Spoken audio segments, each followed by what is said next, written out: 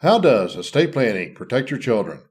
Keep watching to find out how estate planning protects your children. Hi, I'm Gary DeWitt and I own the DeWitt Law Firm. We do estate planning, we do probate, and we do them well. If you have any questions about this or anything else, you can set up a time to talk to me for free over the phone or in person by going to planwithgary.com.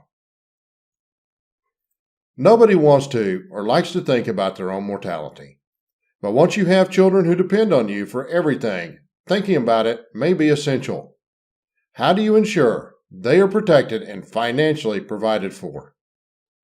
Accidents often strike without warning. Major medical incidents occur. If something happens to you, what will happen to your children? Who will raise your children if you can't? How can you keep them out of the hands of Child Protective Services, even for one night? These are tough questions that deserve answers. First, you need to decide who will take temporary custody of your children.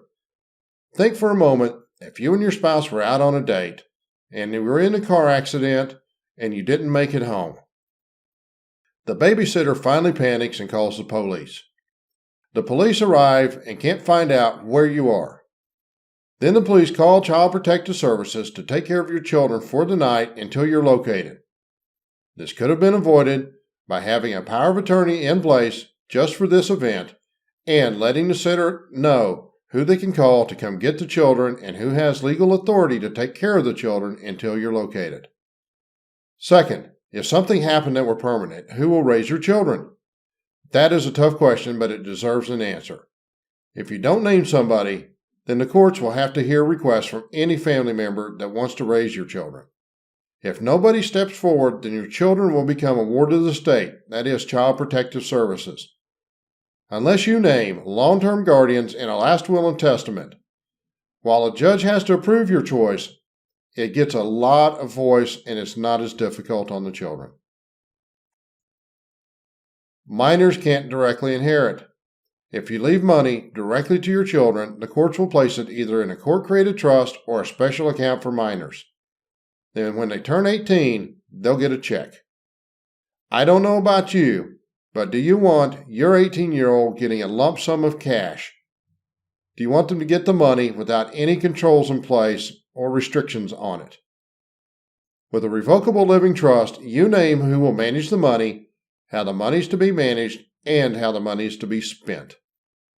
You also control when your children can have access and how they have access.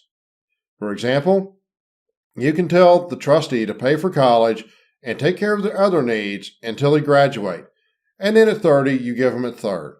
Then at 40, another third, and at 45 or 50, you give it all to them.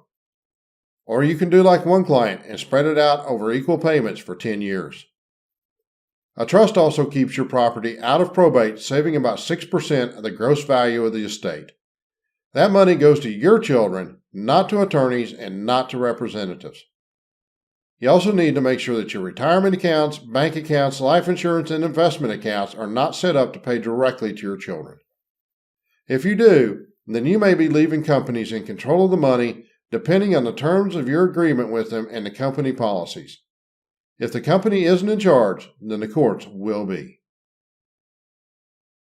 Without a plan, you could be exposing your children to long battles in court and out. It's not uncommon for family members to fight over who will raise the children, and the children often get caught in the middle.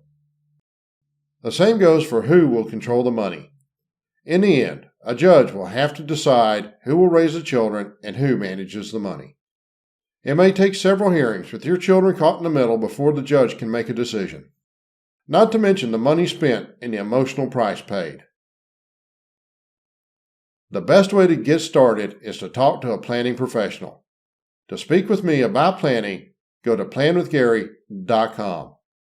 If you have questions about this or anything else, you can set up a time to talk to me for free over the phone or in person by going to planwithgary.com.